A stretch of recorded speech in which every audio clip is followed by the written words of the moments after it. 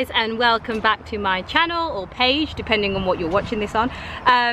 We are doing another video today, and we are basically taking Allegro over to Leonie's, my trainer, and we are going to have a lesson on the Advanced Medium 98. If you are keeping up to date with all the videos, you will know that last week we did our first ever Advanced Medium, and I'm still like buzzing from it now, because that's the first time I've ridden up to that level, and also the first time I've obviously trained a horse up to that level. So those of you who know mine and Allegro's story is my friend Patrick homebred him, and then I took him over when he was about 4 years old, and yeah, I've trained him from the bottom. So that's really exciting. So I feel like it's a huge achievement to say that we've done that, and we have done it.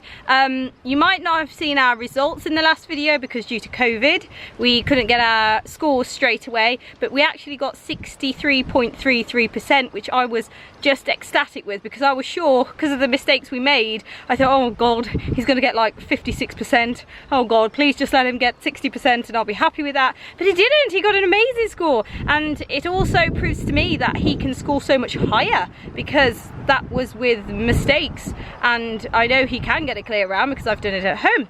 Anyway, that's what happened in the last video, so I'm not going to ramble on about that anymore. Today we are going to Leonie's. We are going to practice the hardest of the Advanced Mediums, Advanced Medium 98, because we are doing that next week at Kingswood, so you'll see him do that then. Yeah, so he's all ready to go now, and I'm about to load up and go, and I will do you a voiceover for this one because I haven't done that in a while, so off we go. Oh, I'm featuring Cosmo, by the way. Featuring Cosmo. Hey, you don't want to see the camera? Yeah, you smell. Okay, so here we go. This is my lesson voiceover with Leonie Brown, and what the main focus on today's lesson actually was, one was to practice a lot of the movements from Advanced Medium 98, which we are doing on Friday, as I said earlier in the vlog, but also to try and stop Leggy from taking over, which those of you who know Leggy, Allegro, he likes to take over, and then once he thinks he knows a test, he really just takes control of it. So anyway, first of all, what we're trying to do in the trot is just get him to pull a little bit more. Leggy's very soft-mouthed, and sometimes he likes to hide behind the vertical a little bit, and when he does that, it's hard to push him into the contact. So the start of the lesson was actually all about trying to push him into the contact, getting him to not shy away from the contact. So what we was actually doing is just trying to get him to push from behind to take that contact forward. So at the moment I'm doing a shoulder in with just little half halts, just to see if he then wants to take the contact forward and down a bit more, and just try to get him to stop hiding behind it. So it's just coming around the other side now, and then we're going to do a little walk transition just to see if he pulls down in that walk transition, and he just started to think about it there. So that was really good, because it just shows us that in the basic transitions, if he's taking the contact, it means he's going to be taking the contact in the trot as well. So that was really important. Right, now what's happening is Leonie is actually describing how to ride the serpentine in Advanced Medium 98 and exactly where to ask for the changes. So as I said earlier in the video, this was about trying to get him to not take over. So we start the serpentine by just doing simple changes on it, and we're just leg yielding from my left leg now, and then we pick up the canter. And as you saw, as he came around that corner and we cantered, he thought we was going to do a flying change, hence why I did a really bouncy canter. So we do it again, go into a walk, and then leg yield off my right leg, and then back up into the canter. And it just makes him a more rideable horse, so that he doesn't just keep predicting the changes. And again, leg yield over, and then picking up the canter again. Yeah, and that was really nice. So I kind of understand in my head where the changes come, and that, like I say, the whole idea of this exercise was, if I felt like he was going to take over, I could just do a simple change, and if he felt really good, I could do a flying change. So I think I do another couple of simple changes back down again.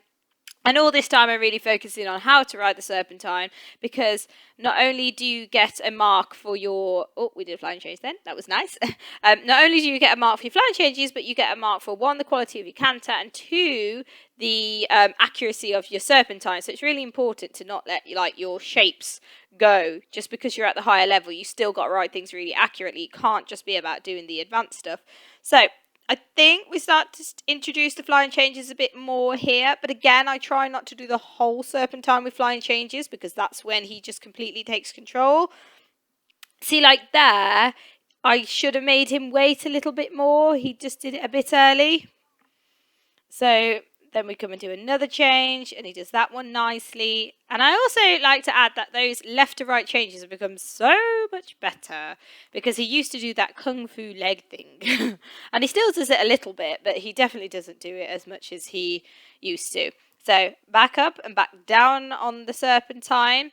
And again, it was just for me to think, where do I do a flying change and when do I need to do a simple change? And if I feel like he's going to take control, I just do a simple change. And if I feel he's nice and rideable, see, like here, that the flying change never happened till later. And that was one, because the canter wasn't collected enough. And also I never really had enough bounce in it. So I just went back to my simple changes again.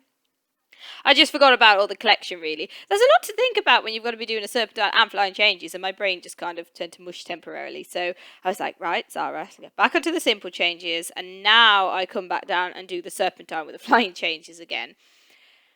So I get him around the corner, and at this point Leonie's telling me, really think about your canter. More jump, more collection, and then he will do a good change. And look at that. Hey presto, she was right.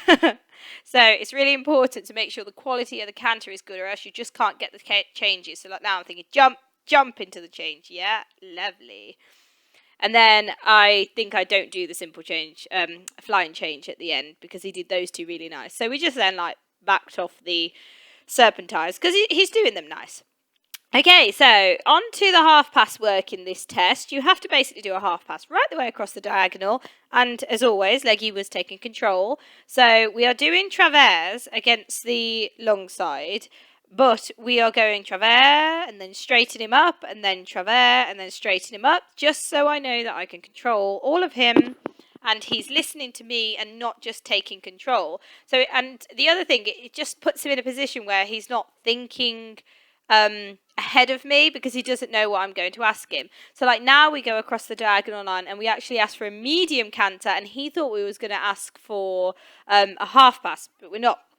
So every time I go across the diagonal line and he starts to half pass on his own, I just push the canter forward and ask for a medium canter, so that he, again, can't get what he wants.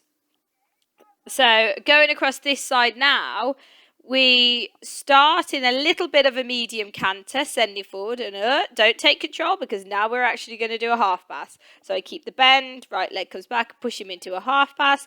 Then I go straight and forwards, and then go back to quarters in, and then ask for the change at the end. And that was nice. Good boy. Again, it's just about stopping him from taking control, because this horse is just a little bit of a bugger for doing whatever he wants. But anyway, we did get to the end of the lesson, and where he was just listening to me then. I just feel like with this horse, I've really got to do all these kind of exercises just to make him listen to me and not just take control, because he's so clever. He learns something once and then he's like, it's okay, I don't need your help anymore. I'll just do it on my own. So I was really happy with him. We mainly did canter work in this lesson, and we mainly did the canter work from Advanced Medium 98, which he did very nicely. Okay, so I hope you found that video a little bit helpful.